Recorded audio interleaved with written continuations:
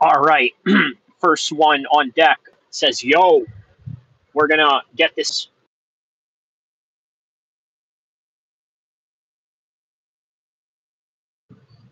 because real truth talking that I need to do about this particular subject. So strap in.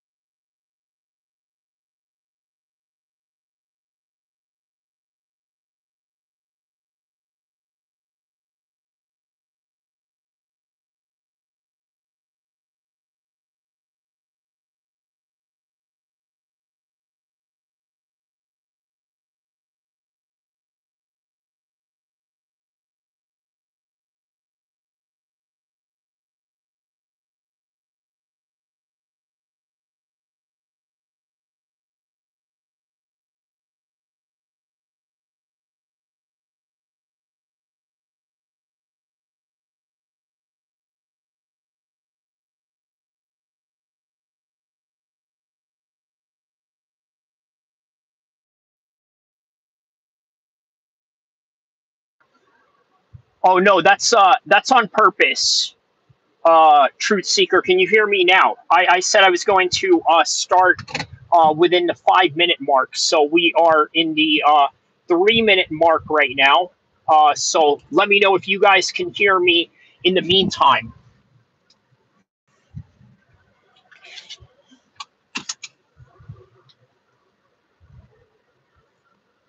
All right, so here live for this one. Shout outs to all the people around the world right now because we talk about why Conor McGregor has an 18-month suspension and why he's not going to fight at the White House. But it's not for the reason that you think.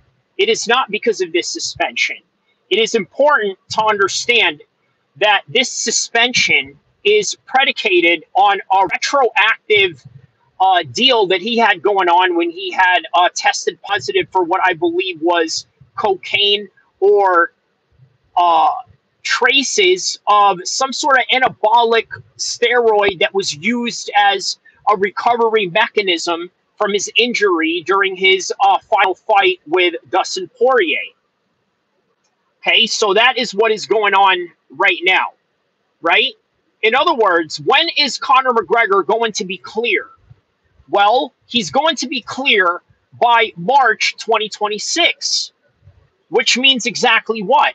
By the way, strangely enough, this 4th of July card is not even a 4th of July card at all, but it's in June. Regardless, by March of 2026, he will be cleared. He says no voice. Can you hear me now? Hold on a second.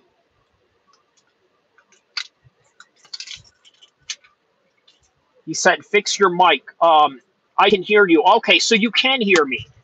The only difference is that I guess it wasn't clear enough. Okay, good. So I'm glad that you were able to hear me in those important information that I had just regurgitated to you guys, right? Because this is public information, obviously. This is from Ariel Hawani specifically. No, can't hear you. Brandon says, can't hear you. I don't understand. Marty says he can hear me, so I don't know. Um, you're okay. The audio is fine. Okay, so I think Brandon is just, yeah, maybe it's his own connection, or I don't know. There's various reasons for that. One of them could also be that he may not be telling the truth. But on any regards, yeah, I'm going to trust the truth seeker that regard. So, all right, chat. All very important information here, right? Conor McGregor is only going to be suspended up until March, but that is not the reason why he will not be fighting at the White House card. And I'm going to need you guys to hit the like button, hit the subscribe button, because I'm going to give you full psychological details as to why Conor McGregor is not going to make it. By the way, on June 14th, you guys remember what date that is, right? June 14th. It is not 4th of July, which strangely enough lands on a Saturday, which is perfect. A Saturday on July 4th, America's birthday. But if you want to do it early, that's fine too. And I guess the reason why they were not able to fulfill this particular card is based on the fact that there are security measures that the Secret Service have to contend with. And I've told you guys that several times, that there is a security component going on with the White House that could make it into a very difficult event to set place exactly July 4th. So that is not the reason why Conor McGregor isn't fighting, no. Okay, I'm going to need you guys to hit one more like button, and then I'll get right on to the reason why that is.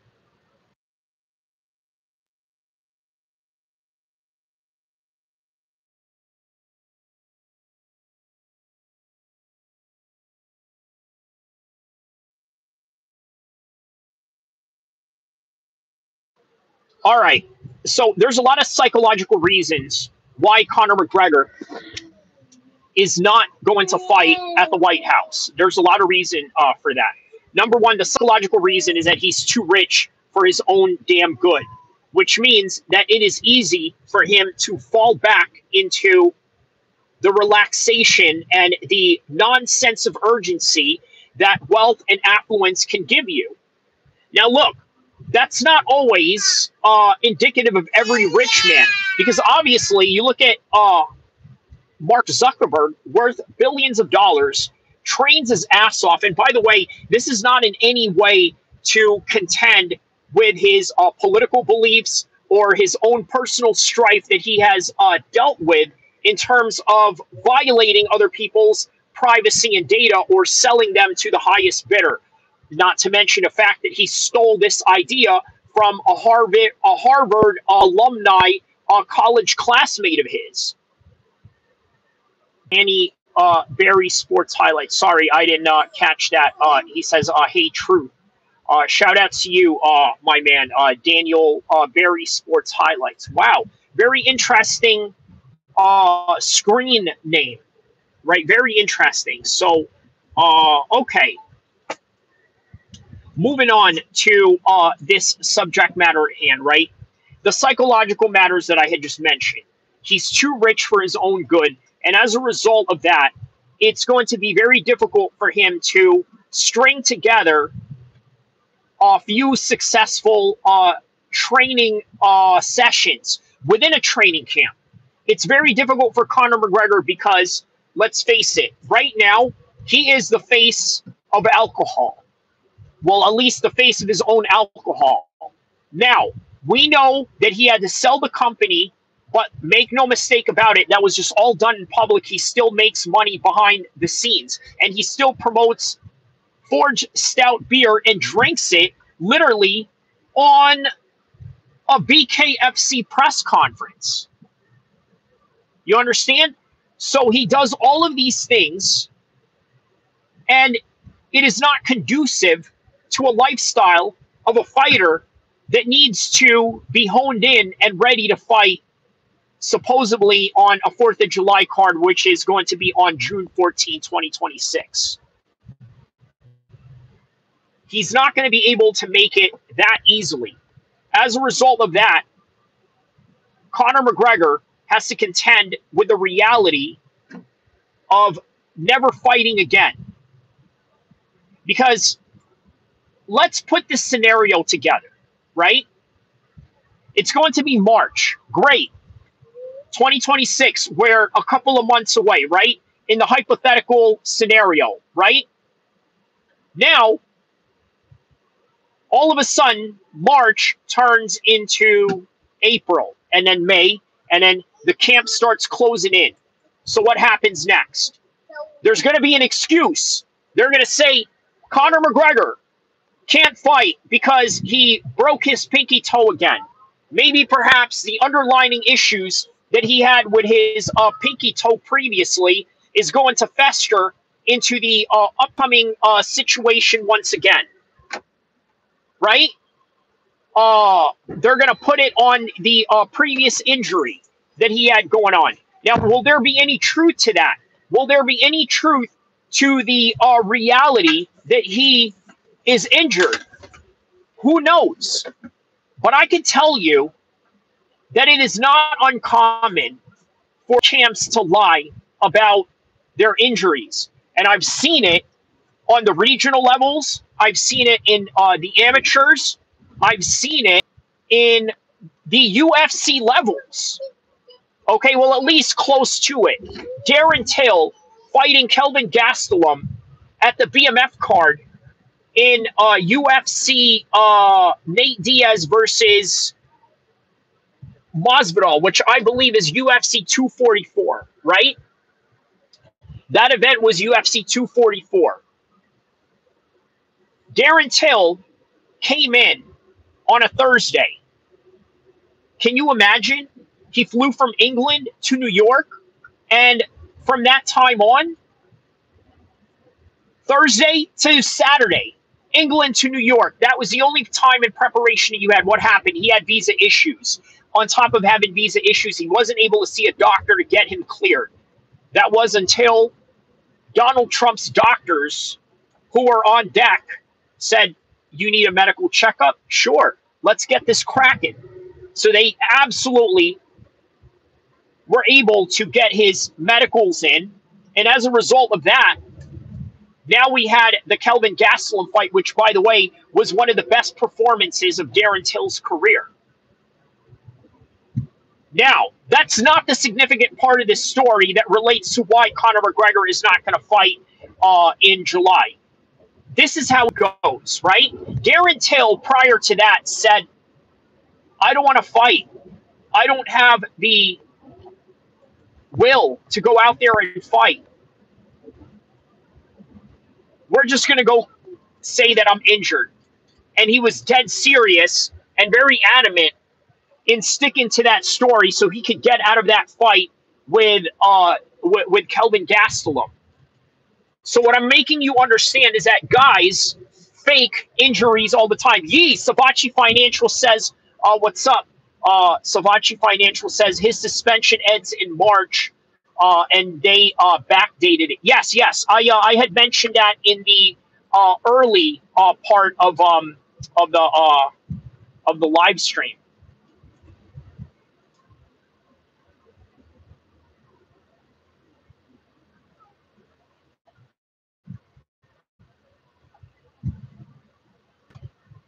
Yeah. So I mentioned that earlier in the live stream. But now what I'm mentioning is why Conor McGregor is not going to fight. And the reason why he's not going to fight is because, let's be honest about this, right? He's going to fake an injury. He doesn't want it anymore. It's a very difficult task for Conor to string along a few training sessions that are successful enough to call it a legitimate training camp. And by the way, I got rid of that dude that was hating earlier. Look, here's something you got to understand, right? In this YouTube game, it's vicious. Everybody is out trying to get views. Everybody is trying to be the top dog, and me included. A lot of people like to say, "Oh, you know what? I'm not in YouTube to be famous or anything like that."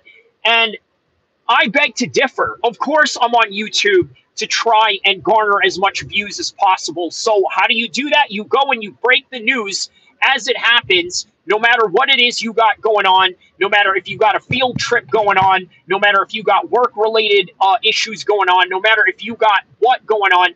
If you want to be the best, you got to go out there and you got to go out and get it. Chandler is still going to wait. Yes, because right now Chandler is 1-5, right? So based on that 1-5 situation, what you have is a guy that is tailor-made for Conor McGregor's situation right now. Well, why do I say tailor-made?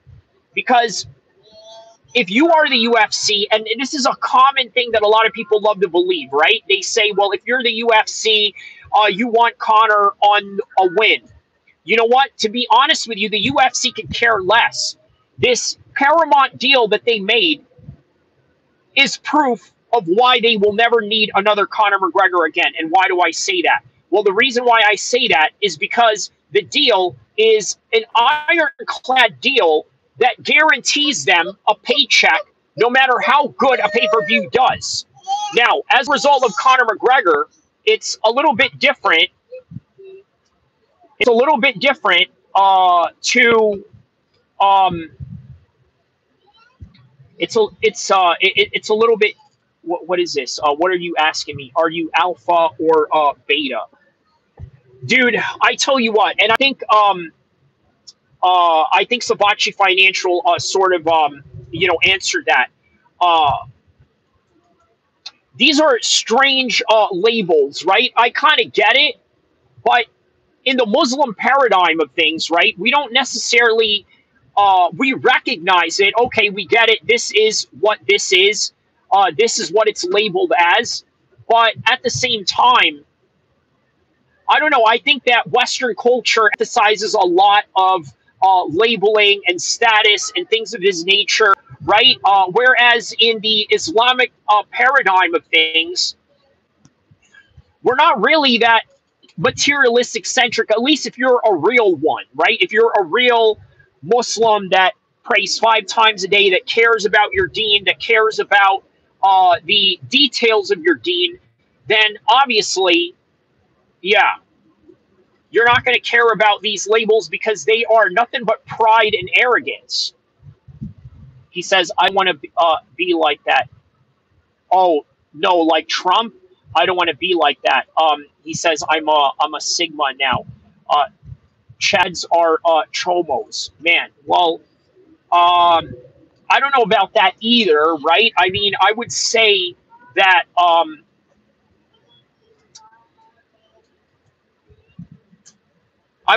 Chad is just a label, right? Like, what is a definition of a Chad per se, right? Somebody that is strong, somebody that is fit, somebody that looks the part. I think that's all what a Chad really means, right? So I don't know, man. You know what I mean? I'm not one of these people that likes to label myself or label other people, but hey, listen, if the shoe fits, wear it, and other people label you for who you are, then it is what it is. But I can tell you this, right? Whether it was in combat sports, military, or street stuff, right? The one thing you could never call me is a bitch because I'm going to stand 10 toes down on everything that I stand for and ride for what I believe. And that is something that a lot of people are not going to experience nowadays, right? So speaking of which kind of segues me into an off-topic situation that is sort of disregarded from the Conor McGregor situation, right, which is Young Jeezy. Daniel says, happy Tuesday, everyone. That's what I'm talking about. CE says Chad Mendes, someone that I've actually trained with, by the way. So it doesn't get any more Chad than that, right? You training with Chad Mendes. You know what I mean? That's really as Chad as it gets. A lot of you can't say you've trained with Chad Mendes. You know, and I don't mean to be D-I-C-K about it, but you know how it is. A lot of people out there on the online world are haters, right? And so sometimes it is good to go out there and be humble and talk nice to other people, but sometimes you got to really go out and just stick it in your throat anyway, right? And that's also regarding to some of the comments that I had to erase and this and that. Truth Seeker says Kyrie trained TJ Dillashaw, taught him everything.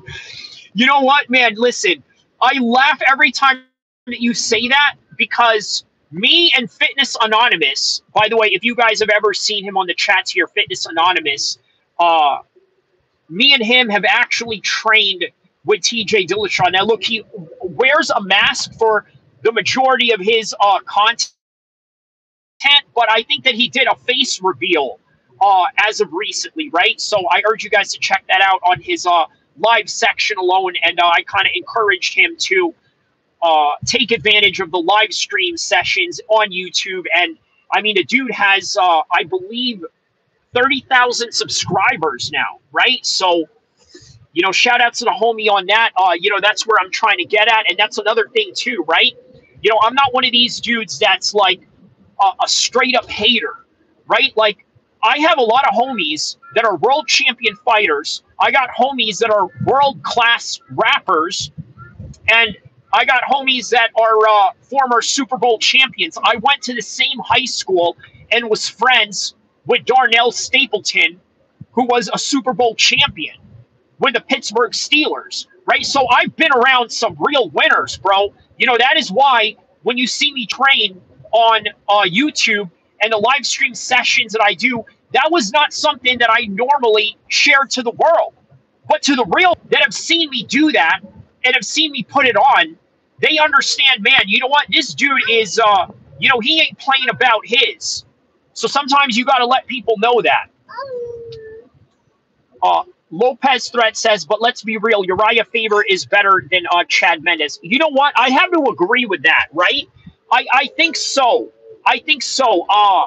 Just based on what I've seen from my own anecdotal experience, when the cameras were off and it was just them rolling together or having a boxing session or having a kickboxing session or an overall MMA session, right? I kind of know what happens there.